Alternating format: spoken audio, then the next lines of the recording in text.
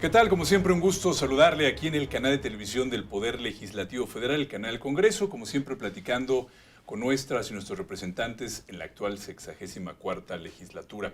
Hay un tema que, pues sin duda, ha causado un gran alivio para muchas familias mexicanas. También, por supuesto, ha habido comunicaciones de usted, que amablemente nos sintoniza en el país, alrededor de la trascendencia que ha tenido una reforma constitucional para garantizar los programas sociales, básicamente para adultos mayores y también, por supuesto, para grupos vulnerables. Pero para platicar de este tema, hemos invitado a una legisladora decana, ya podríamos decirle, asambleísta en varias oportunidades, diputada federal también en varias legislaturas, y quien pues siempre ha estado centralmente preocupada por estos temas sociales.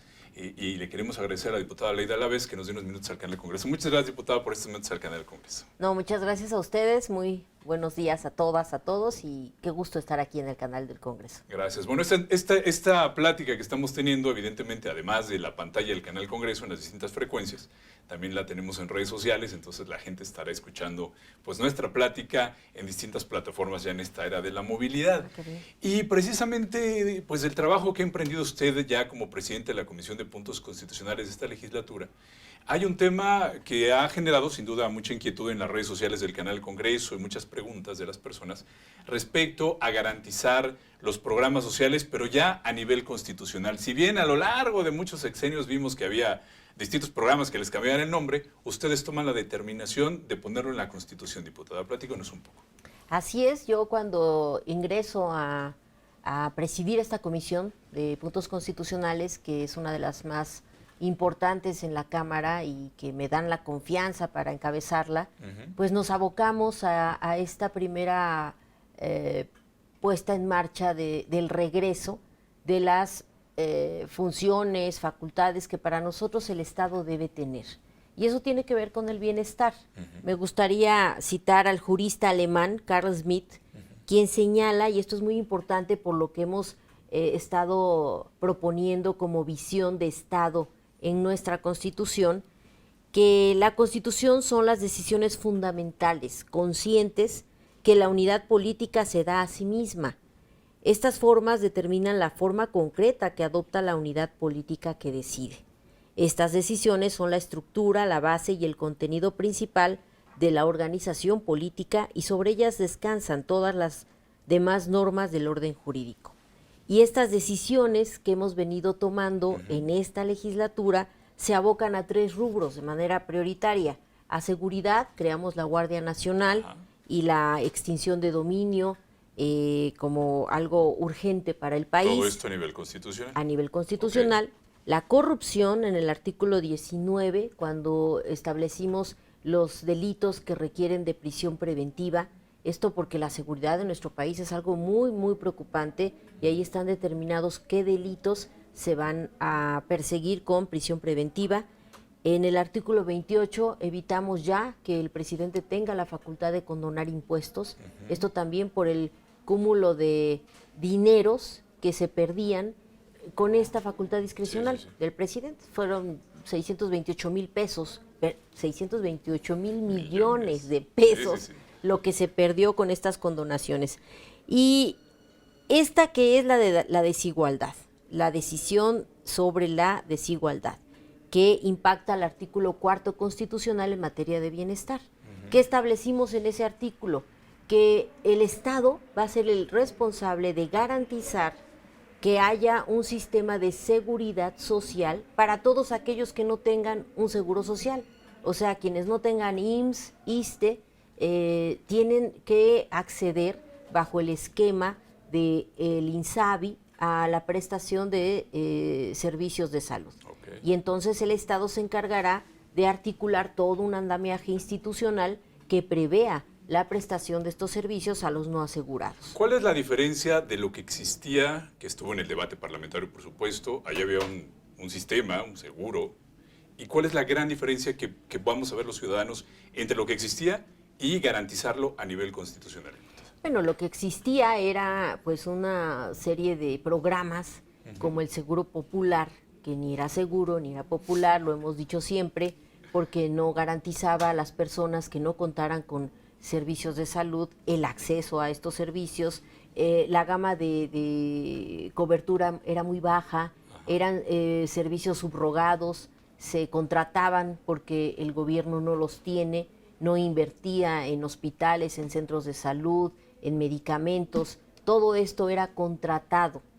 Ahora nosotros lo que estamos garantizando al ponerlo en la Constitución es que el Estado sea quien se encargue y se responsabilice de construir esos hospitales, de habilitar toda la prestación de servicios, de la compra de medicamentos. Bueno, pues ahora con la noticia de que el secretario de Hacienda en el paquete económico prevé ya el primer pago de la vacuna contra el COVID. Entonces, todo esto que el Estado antes no se responsabilizaba, no era algo que le preocupara o lo tuviera dentro de sus facultades, de sus atribuciones, de velar por la salud de todos los mexicanos, mexicanas. Ahora no, ahora ya está en la Constitución que se establecerá este sistema de salud para los no asegurados. ¿Eso va a involucrar crear nuevos hospitales o algo en particular? ¿O cómo va a funcionar esta nueva concepción constitucional de la seguridad social? Es una visión más amplia, o sea, es no solamente infraestructura, es también todo el personal médico, toda la adquisición de medicamentos, el que se abra una cobertura mayor a diferentes enfermedades, que antes, insisto, era muy engorroso el poder finiquitar la atención por diferentes padecimientos, ya sea de primero, segundo o tercer nivel. Entonces, estos los estamos garantizando. Va a ser paulatino, no es tampoco de que de manera automática claro. Ahora ya todo se cubre, sino estamos previendo cómo vamos a tener la prestación de estos servicios de salud hasta en el tercer nivel de manera gratuita. No todos lo son. En el debate parlamentario hay siempre las voces de la oposición respecto, pues a que hay programas que nos están cubriendo, en fin, vimos argumentos a favor y en contra en la tribuna. Centralmente, entonces, ¿van a tener que implementarse acciones legislativas también adicionales para poder concretar este sistema? Sí, por lo regular toda reforma constitucional conlleva una reforma secundaria. Impacta diferentes disposiciones legales, sobre todo facultades a la propia Cámara, al Congreso, para habilitar la ley correspondiente que estipule los cómo vamos a garantizar que este sistema de salud tenga la cobertura, tenga los recursos, tenga el personal, todo lo que ya en detalle tiene que habilitar la ley. Entonces, ¿usted tiene comunicación con la Comisión de Presupuesto, entre el grupo de Morena, entre los grupos parlamentarios? ¿Hay una comunicación para poder concretar el presupuesto para el próximo año? Fíjate que eso es muy interesante porque ahora que me está tocando esta comisión, que es como cabeza de dirección en cuanto a cómo se habilitan otras reformas, no es nada más poner el derecho o la garantía en la Constitución como tal, es al mismo tiempo estar velando que en las leyes secundarias se vaya estableciendo los dineros, los cómo, las responsabilidades, las competencias, todo lo que va a implicar que cada institución en el país tenga muy claro lo que tiene que hacer para que este derecho o esta garantía no quede en el aire. Eso también es muy importante. Con la Comisión de Salud estuvimos trabajando muy de cerca a la reforma constitucional, porque las palabras cuentan mucho en la Constitución, bueno, en todas las leyes, claro. Pero en la Constitución hasta un punto, una coma, es fundamental cuidar, y lo cuidamos mucho porque el Instituto de Bienestar para la Salud, el INSABI, ya existía en términos reales, no así en la Constitución.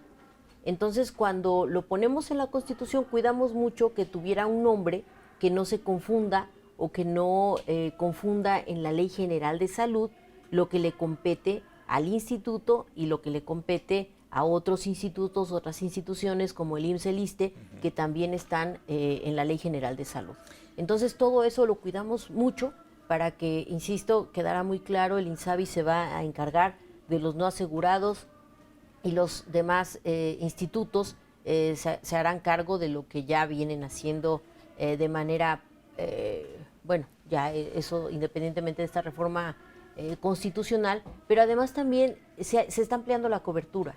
En el IMSS, ahora que hay la pandemia y que la prestación de servicios no era del todo satisfactoria, se está abriendo la posibilidad de que también sean atendidas personas no derechohabientes, porque ya no podemos estar cancelando la posibilidad de que si hay una urgencia, una persona no tenga la atención o que no lo reciban en el hospital al que vaya a llegar.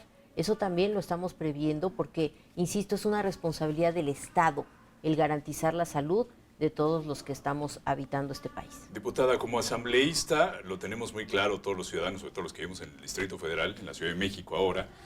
Usted también impulsó reformas para garantizar derechos sociales, programas sociales en la Ciudad de México. ¿Cómo fue la diferencia de hacerlo a nivel una entidad, Ciudad de México, y ahora que le tocó hacerlo a nivel federal? Es decir, la pensión a adultos mayores, el programa Jóvenes Construyendo el Futuro y sobre todo las personas con discapacidad, los pueblos indígenas, todos estos programas. ¿Cuál fue la gran diferencia que observó de legislarlo a nivel local, de una entidad, y ahora legislarlo a nivel federal? Bueno, mira, en la Ciudad de México ya tenemos más de 3 lustros con esta visión de gobierno, en donde pues sí, me tocó la ley de adultos mayores, en donde eran 5 artículos, donde se garantizaba que todos los adultos mayores en ese entonces de 70 años, así empezó, de 70 años recibieran una pensión. Y la planteamos de manera universal, porque así son los derechos. Sí. Cuando yo llego por primera vez aquí a la Cámara, intentamos lo mismo. Sí. En una legislatura en la 60, que no éramos mayoría, el PRD era una minoría, y bueno, vivimos la imposición de Felipe Calderón, y una de nuestras demandas era esa, elevar a nivel nacional esa pensión de adultos mayores a todo el país, no solamente en la Ciudad de México, que ya ahí lo habíamos hecho. Y bueno, en la ciudad era muy fácil porque ahí la izquierda era mayoría, y bueno, pues ahí lo pudimos hacer sin ningún problema, y además Andrés Manuel era el jefe de gobierno. Cuando llegamos aquí con una derecha mayoritaria, con una visión distinta de lo que es el Estado, ellos al Estado lo adelgazaron lo más que pudieron en cuanto a responsabilidades y no querían darle responsabilidades al Estado. Y entonces esto de poner la pensión les asustaba. Tan así que bueno, fue a partir de toma de tribunas que logramos que la pensión universal la volvieran lo que luego llamaron el programa 60 y más. Pero lo regatearon, porque no quisieron hacerlo universal y lo pusieron solamente a poblaciones menores de 10,000 habitantes. Entonces en el país ya se vivía este apoyo, porque así surgió como programa, como apoyo a las personas de 60 y más. Y así le llamaron, pero no fueron ellos, fue la izquierda. Pero bueno, como el gobierno tiene todas las herramientas para comunicar las cosas, pues finalmente ellos lo presentaron como algo suyo. Es hasta esta legislatura en donde por primera vez la izquierda es mayoría, cuando ya podemos elevar a rango constitucional algo que venimos peleando de décadas atrás. Y a mí me da enorme satisfacción porque verlo caminar, como dices, ¿no? De la Ciudad de México después a un intento en el que no pudimos lograrlo, pero como un avance, pero no lo que se buscaba. No se logró. Ahora llegar y ponerlo en la Constitución como un derecho es algo que me llena de satisfacción. Veo culminada una lucha de décadas de la izquierda y bueno, pues eso que me haya tocado dictaminarlo, de veras es de enorme satisfacción. Pero además logró, diputada, el partido y el presidente y todos ustedes que los congresos de las entidades, la mayoría de los congresos también fueran en el mismo sentido de garantizar estos derechos. Sí, así es, fueron más ya de 17 congresos los que habilitaron esta reforma constitucional, como lo marca el procedimiento de reformas, y pues está en firme el derecho, no solamente de los adultos mayores, quedó así, de 65 años en zonas rurales y de 68 años en zonas urbanas a recibir una pensión mensual por parte del gobierno. Ese es el derecho. Y en el caso de la salud, que fue en el paquete la misma reforma, es el establecimiento de este Sistema Nacional de Salud mediante el INSABI y el habilitar becas para los estudiantes, sobre todo indígenas, pero por ahí vamos a empezar. Eso va a ser también paulatino, pero ya no se va a poder que no se apoye a los estudiantes de todos los niveles, desde el nivel preescolar, desde la primera infancia hasta la universidad. Ahora, y los apoyos a discapacidad, esos también Esos están son ya importantes. considerados como un derecho, y lo que sí estamos es dándole gradualidad, porque somos muy conscientes de lo que implica el impacto presupuestal, y bueno, que tenemos que empezar para combatir desigualdades, que es algo que nos interesa mucho en esta nueva etapa de la vida del país, combatir desigualdades. Pues tenemos que empezar por los rezagos que hay y la deuda que hay con los pueblos originarios, con las comunidades indígenas, y bueno, pues por ahí están empezando estos apoyos. y entendemos que para obtener estos recursos, pues tuvimos que hacer que el Estado, en general el gobierno, gastara menos, y esto es lo que han impulsado con estas leyes de austeridad y todo esto complementario que hemos visto en esta legislatura, ¿es correcto? Así es. Eso, bueno, pues ya no fue necesaria una reforma constitucional, ya hay parámetros que nos permiten el que se le regrese a la vida pública una concepción que había perdido de honestidad, de transparencia, de austeridad en el gasto, que se viva en el servicio público en la justa medianía, y que le regresemos, insisto, la honestidad al estar en estos espacios. Se habían visto como espacios en donde se viene a hacer negocios, se vienen a enriquecer de manera ilícita. Por eso ahorita la erradicación de los fideicomisos es tan importante, porque pues lo pervirtieron, el uso de los fideicomisos. Entonces sí es una visión de Estado que le queremos regresar esa pues nobleza al servicio público.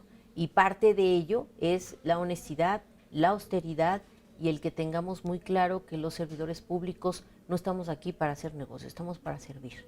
Diputada Leida Alavés, le agradecemos mucho estos minutos, tenemos mucho más que platicar, ya la volveremos a invitar si nos da el favor para seguir conociendo más de este trabajo que están realizando en la 64ª legislatura. Muchísimas gracias. Muchísimas gracias. Ya continuaremos platicando con ellas y con ellos en esta legislatura de la paridad de género, siempre hay que destacarlo, ahí vamos avanzando como sociedad en la paridad de género y también en el Poder Legislativo. Continúa con nosotros aquí en el canal de televisión del Poder Legislativo Federal.